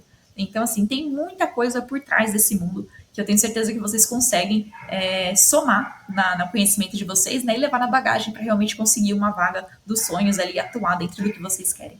Com certeza. Daniel pergunta se a formalina, é isso? Formalina mata micro-organismo, parasita e vermes em crustáceos marinhos. Daniel, a gente usava bastante formalina no processo de quarentena, mas era para peixes. Para invertebrado, né, no caso crustáceo, a gente não fazia nenhum tipo de quarentena por conta da sensibilidade desses bichos, né? Não é qualquer coisa que eles aceitam. Então, não vou saber te dizer com certeza absoluta, né? De novo, deixe essa pergunta na Academia Fauna em Foco, que aí com um pouco mais, né, de pesquisa, a gente consegue trazer para você essa informação com certeza, né? Porque a gente tem que admitir também quando a gente não sabe, né? Isso aí já é uma parte de quarentena, né? Então entra mais uma parte de medicina veterinária, que não é minha formação. Então, assim, já usei esse protocolo, mas sempre para peixes, para invertebrados eu nunca usei. Então, vamos discutir mais a fundo essa possibilidade. Exatamente. Vamos usar a academia para isso, para que a gente possa interagir e também pesquisar, né? Exato. A Porque gente quando sempre você... aprende mais. Com certeza. E cada pergunta de vocês é um tempo estudando para que a gente possa dar a melhor resposta com mais embasamento. Wesley está perguntando sobre utilizar os próprios animais para limpar a água, como camarões. Diminui a troca d'água? É o que eu comentei com vocês lá na parte de filtragem. Né? Quando a gente pensa nos filtros, é importante a gente pensar também na complexidade biológica. E aí entram os camarões, entram as coridoras, os cascudos, né? Que são peixes que eles vão, peixes, né? Organismos no geral, que eles vão ajudar a diminuir a quantidade de matéria orgânica disponível nesse ambiente. E aí, diminuindo a matéria orgânica, vai diminuir a acidificação da água, a liberação de nitrogenados. Então, com certeza, né, você tendo essa complexidade biológica, você diminui também a necessidade de manutenção. Quanto mais próximo ao natural, né, menos você precisa interferir. E a ideia é justamente essa, né, o aquário perfeito, que é o autolimpante, né, é o nosso aquário super maturado e que consegue se manter quase que sem intervenção, né? Mas lembrando que são ambientes controlados, então sempre vai ser necessário uma intervenção. Mas o quanto menos a gente intervir, né, quanto maior a complexidade biológica que a gente conseguir dar, melhor, dentro dos limites, né? Também não dá para colocar todos os bichos dentro de um aquarinho, né? Enfim, então são várias camadas de conhecimento, né, que a gente vai construindo. Com certeza. Eu vi uma pergunta aqui no chat sobre as vagas no curso prático, né? Porque eu gostaria de comprar só se tiver vaga no curso prático. Vamos pensar que para fazer esse curso prático vai precisar do online. E a probabilidade da gente ter uma segunda turma prática para essa turma futuramente é muito grande, porque essa é uma parceria que a gente só tem a ganhar, né? Então, não deixem de se inscrever por conta do curso para já. Aproveitem esse curso teórico para que em uma próxima oportunidade vocês tenham também a prioridade em um curso como esse. Então, qual a doença que o beta vai perdendo sua cor? Por que é difícil de tratar? Provavelmente não é uma doença, é uma soma de condições desfavoráveis. Né? Então, normalmente, perder a cor é muito associado à alimentação. Então, provavelmente a alimentação desse animal está pobre, né? Isso vai enfraquecendo o sistema imune. Provavelmente essa água não está numa condição muito adequada, então isso pode enfraquecer as escamas também. Aí, normalmente, ele vai começar a deteriorar as escamas e as nadadeiras do peixe. E é difícil tratar porque justamente é uma soma, né? Então a gente precisaria dar a condição ideal para esse animal. E às vezes não, nem sempre, para peixes invertebrados, para animais aquáticos, a gente não pode só sair da condição ruim e dar a perfeita para ele, porque esse contraste já mata o peixe.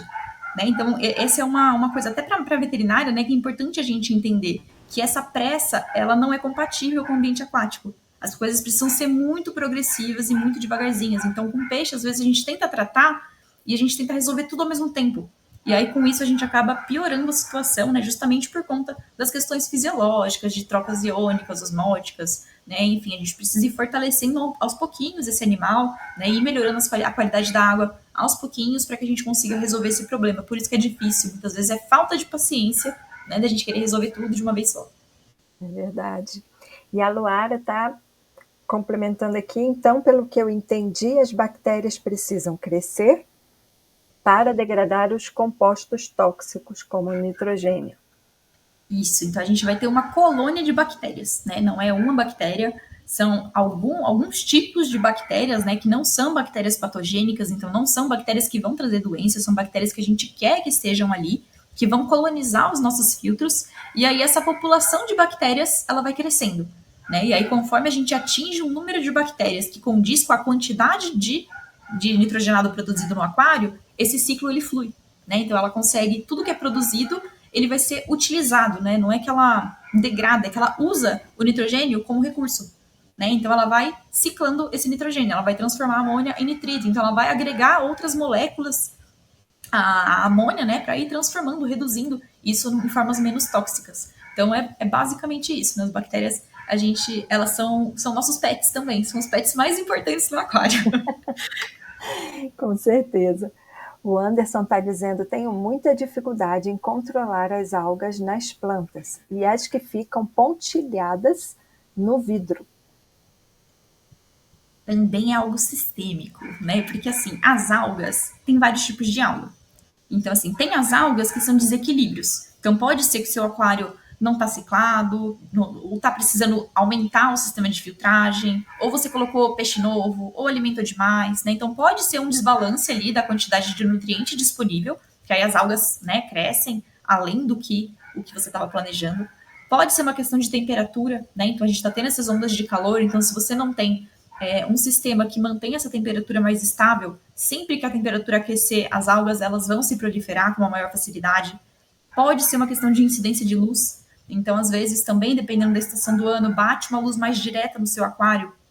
E aí, isso também ajuda as algas a crescerem. Ou pode ser as algas problemáticas que os peixes não comem, bicho nenhum come, e aí são protocolos realmente mais específicos para lidar, como no caso das petecas, né, que são algas bem chatinhas de lidar, e a gente fala sobre elas também no curso, né, a gente fala um pouquinho dessas dificuldades, né, de lidar com as algas e dos diferentes tipos de alga que a gente acaba tendo que lidar durante essa prática. E tinha uma pergunta aqui, olha, gente, tem gente perguntando o link, né? O link para inscrever no curso é www.faunainfoco.com. Então lá vocês conseguem visualizar os módulos, conseguem visualizar os tópicos das aulas, e tem pessoal também bastante perguntando sobre certificado, sobre lista de presença. Não precisa, não temos lista de presença. Os certificados vocês vão receber todas as instruções nas próximas semanas por e-mail. Eu peço um pouquinho de paciência, às vezes a gente termina a live e vocês perguntam no dia seguinte, mas esperem um pouquinho, nas 2 próximas semanas a gente está organizando esses e-mails, encaminhando para vocês, tá bom? O Carlos, Bruna, boa noite. Você pode falar um pouco sobre RT em lojas de aquarismo? É obrigatório? Como está a legislação? É obrigatório, mas não necessariamente em todas as lojas. Normalmente a gente tem o RT do distribuidor. Então a gente tem que ter o responsável técnico em algum elo da cadeia, mas não necessariamente na loja de aquarismo. Então depende, se a loja ela produz os próprios peixes, ela precisa ter um RT. Se ela só revende, ela provavelmente tem um RT, mas ele é atrelado a uma associação no nível maior, ela não precisa necessariamente estar dentro da loja, então não é toda loja que tem um RT. Então, existe a legislação ali, mas ela varia um pouco com a finalidade, né, e o tipo de atividade que aquela loja exerce. Então, a Valentina está perguntando o que seria um RT, um responsável técnico, Valentina. Né, a gente fala RT de maneira simplificada, né, mas é responsável técnico. O Pedro está perguntando sobre estudar na Austrália, se é difícil. Agora conta a sua experiência, né? Todo mundo curioso aqui. Lugar difícil, feio, é difícil de entender o inglês, Pedro. O resto é de boa. Alguém tinha perguntado também, né, como que faz para estudar lá. Quando eu fui, gente, eu fui para um programa do governo que não existe mais, que é o Ciências Sem Fronteiras. Então, era uma seleção que eles faziam dentro das universidades, né, com base em rendimento acadêmico, enfim, né, você tinha que estar no máximo, acho que no 3º ano, e aí a gente fazia essa graduação sanduíche, então a gente ganhava um curso de inglês de 6 meses, caso você não tivesse proficiência na língua, e depois fazia um ano de graduação na faculdade lá. E aí, além disso, eu fiz um ano de estágio no zoológico lá também, porque era pouco, né, era pouco trabalho, então eu achei que precisava de um pouco mais. Então, assim, difícil não é, mas precisa encontrar as oportunidades certas, né? Então, existem algumas outras bolsas, né? Hoje eu já não tenho conhecimento de como tá isso, porque eu já não posso me eleger, né? Eu não sou mais aluna de graduação, mas ainda existem algumas bolsas, né? Existem programas específicos pagos, né? Então, se você tem condição, você consegue também fazer esse intercâmbio particular, mas tem as suas dificuldades, né? É um país bem longe, é outro fuso horário, então para se comunicar com a família aqui é um pouco complicado, porque são mais de 12 horas de diferença, é outra cultura, outra comida, outra forma de interagir. Então, assim, tem seus desafios, mas é uma experiência muito enriquecedora, né? Então, quem puder, recomendo demais. Com certeza. E tem também sites de associações fora, tem a Associação Mundial de Zoológicos e Aquários, e onde você encontra alguns aquários fora, zoológicos também, onde você pode entrar em contato e perguntar, porque às vezes o próprio zoo tem alguma Um programa associado. algum programa de fomento, né? Então é bem interessante. Eu mesma fiz um estágio no National Zoo com uma bolsa do próprio Smithsonian, que na época era uma bolsa de amigos do zoológico. Então você aplicava, conseguia essa bolsa e também era tudo custeado por eles. Então vale a pena, para quem tem essa vontade, vale a pena buscar essas instituições fora, perguntar, né? Porque é uma experiência muito bacana. O Arthur está perguntando se no curso é abordado sobre cianobactérias. Diretamente não temos um tópico sobre cianobactérias, mas a gente acaba abordando um pouquinho no sentido de eutrofização mesmo do ambiente, né? Do excesso de nutrientes, como que a gente tenta resolver esses problemas, né? Para diminuir a incidência das cianobactérias. Então, a ciano, dentro das algas, né? A ciano é uma das mais tranquilas, entre aspas, de resolver, né? Porque geralmente elas estão bem associadas ao excesso de nutriente. Então, alguns ajustes básicos a gente já resolve. Né? Então, a gente acaba tratando um pouquinho, mas não tem um tópico específico sobre esse ano. E acho que o Jean também está interessado em formas de combater a ciano no aquário marinho e reduzir o fosfato, né? Existem mídias específicas para fosfato, que aí seria a nossa filtragem química, né? Então, eu acho que no curso a gente acaba falando algumas marcas específicas. Tem uma que eu não vou lembrar agora, que ela é muito boa, ela resolve muito rápido, com muito pouca quantidade. Ela é um pouco cara, mas ela vale o investimento, assim. E aí essa questão de diminuir também a quantidade de nutrientes, né? Então, fazer um melhor manejo dos filtros, ver se ele está bem dimensionado, fazer um sifão, porque às vezes fica matéria orgânica entre os grânulos do substrato, né? E isso acaba liberando esse nutriente a mais e a gente não sabe de onde ele está vindo.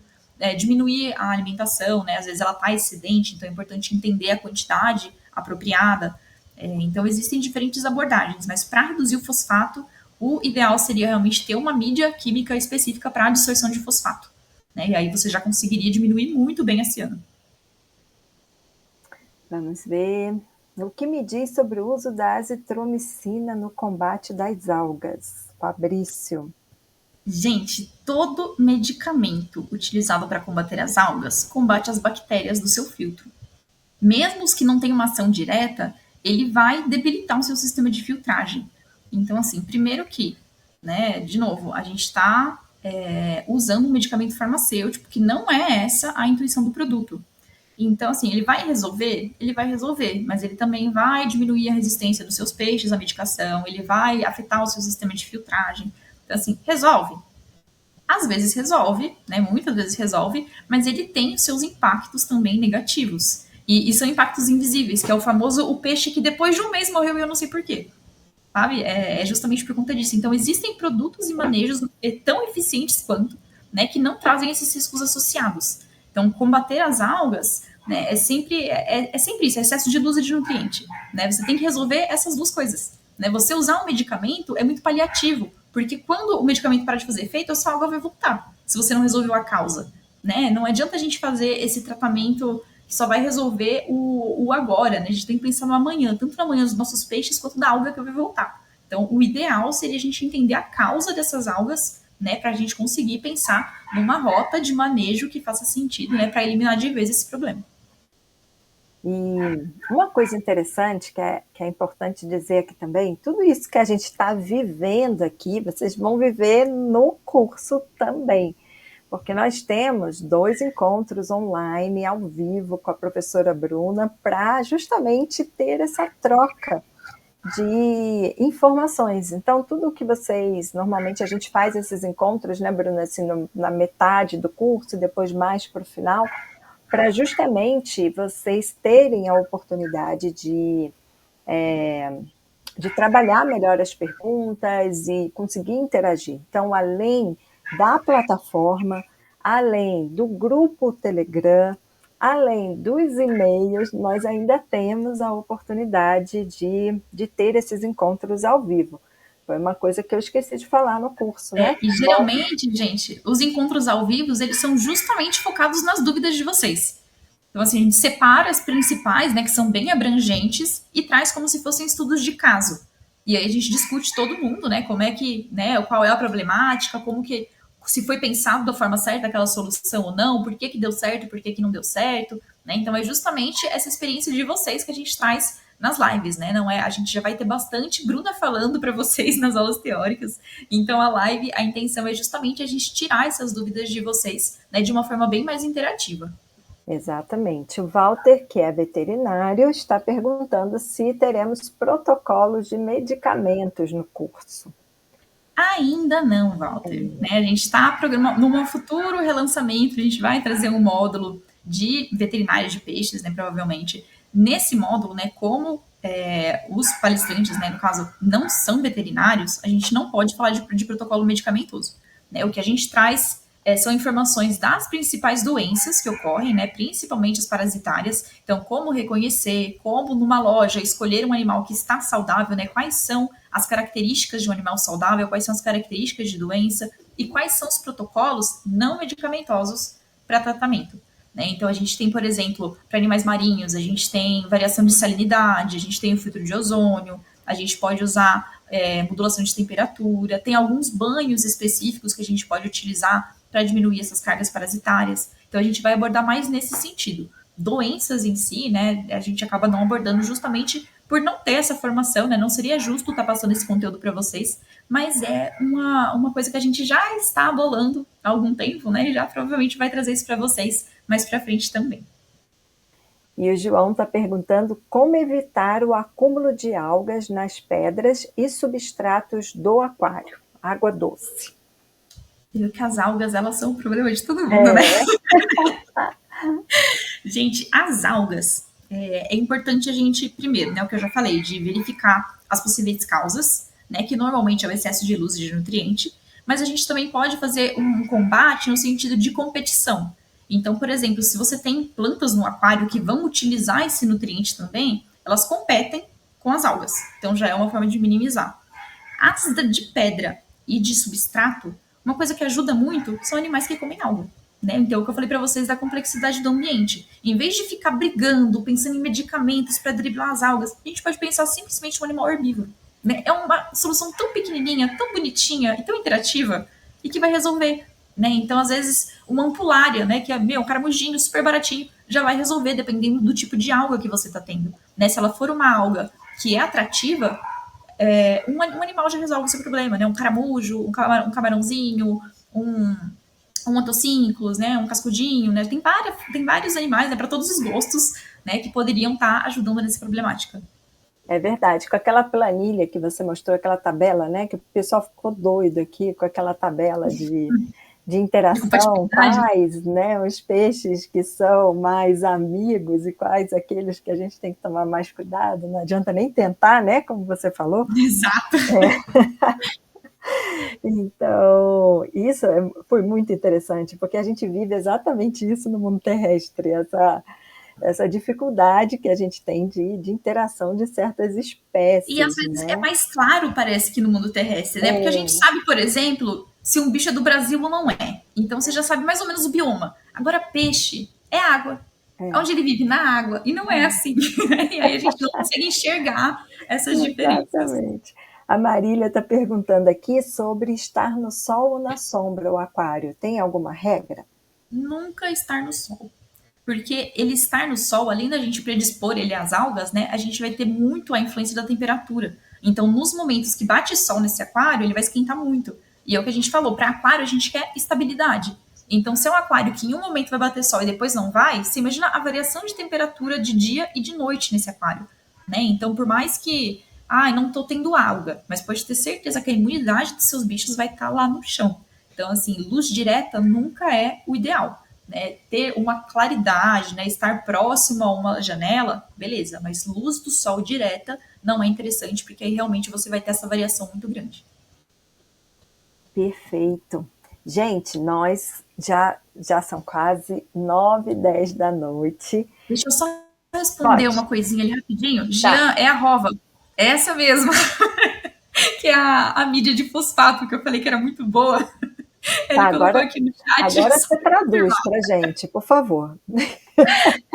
Da pergunta que ele tinha feito, né, do fosfato, como baixar o fosfato das algas, né? Eu falei que eu conheci Tá. uma mídia muito boa, que eu não estava lembrando o nome. E aí ele colocou ali no chat a Rova, e é justamente a Rova. Ela é uma mídia de dissolução de fosfato, né, que é justamente para o controle das algas em aquário marinho.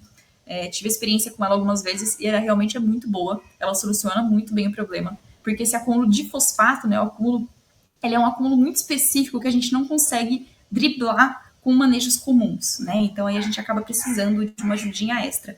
Mas aí é o módulo mais avançado, né? Que a gente entra no nosso módulo de corais. Então aí, né, pra galera que tá começando, é só se inteirar. Gente, olha, anotem as perguntas. Todos vocês vão ter acesso à Academia Fauna e Foco. Fabrício está perguntando como acesso. Vocês vão receber por e-mail todas as instruções com o link, as formas de acesso, junto com o e-book da professora Bruna. E, gente, nas próximas semanas vocês também vão receber as instruções para a emissão dos certificados, tá bom? Então, fiquem atentos aos e-mails de vocês, deem uma olhadinha no spam, cadastrem o e-mail da Fauna em Foco, contato@faunaemfoco.com, porque fica mais fácil, porque às vezes, né, o e-mail vai para a caixa e vocês acabam não recebendo. O Rodrigo aqui está falando também, achei, Rodrigo, passou mais de uma hora e parecem 20 minutos. Concordo plenamente, a gente não sente o tempo passar quando o assunto é bom e quando a gente tem essa interação junto com vocês, né? Nós agradecemos muito a participação de todos vocês, queremos deixar aqui um agradecimento especial ao Aquário de São Paulo por essa parceria, por possibilitar que a gente faça esse curso prático lá com a equipe do Aquário, né, Bruna, que a gente conhece tão bem, a gente admira, a gente tem uma relação muito positiva. Tenho certeza que vocês vão aproveitar bastante esse curso prático depois de ter passado pelo curso teórico da Bruna. Viu? Só dando um spoiler, gente, na última versão desse curso, a gente teve uma visita técnica no Aquário de São Paulo. E a ideia era a visita ser, sei lá, 2, 3 horas. A gente ficou, acho que umas 8 horas lá conversando com a equipe de aquarismo deles, porque a gente se empolgou e trocava tanta informação. Então, assim, eu tenho certeza que para vocês vai ser algo muito enriquecedor. O pessoal é muito bom no que faz. E eu tenho certeza que vai ser muito complementar a tudo que vocês vão aprender na teoria, né? Poder colocar em prática lá com o pessoal e ver como realmente isso se traduz com a mão na massa, né? Então, acho super importante para quem gosta dessa área realmente trazer esse investimento, né, na carreira de vocês. Com certeza. E obrigada, Anderson, pelo carinho, né? Colocou aqui. Nós também estamos muito felizes com essa participação em massa. Então, guardem essas perguntas para que a gente possa interagir na academia, no curso, né, em outras plataformas. Gente, antes da gente terminar, eu não sei se nós temos algum participante do estado do Rio Grande do Sul, mas nós, da Fauna em Foco, todos os professores, queremos dar um abraço bem apertado em cada um de vocês, né? Se tiver alguém aqui do Rio Grande do Sul, mas se não tiver, vai ficar registrado também. Nós já estamos pensando em formas também de nos unir, né? Esse movimento tão lindo de solidariedade que está acontecendo aí no país, para que vocês possam se sentir realmente abraçados e por cada um de nós, viu? Então, um beijo especial, fiquem com Deus. Estamos com todos vocês e para todos vocês que participaram aqui, deixamos também o nosso carinho, nosso abraço. E esperamos por vocês na turma de aquarismo da professora Bruna, tá bom? Contamos com vocês por lá. Tchau, gente! Tchau, tchau, gente. A gente se vê por aí. A gente está à disposição de vocês na Academia Fauna em Foco. Então, todas essas dúvidas a gente vai conversando ao longo do tempo. Um beijo. Exatamente.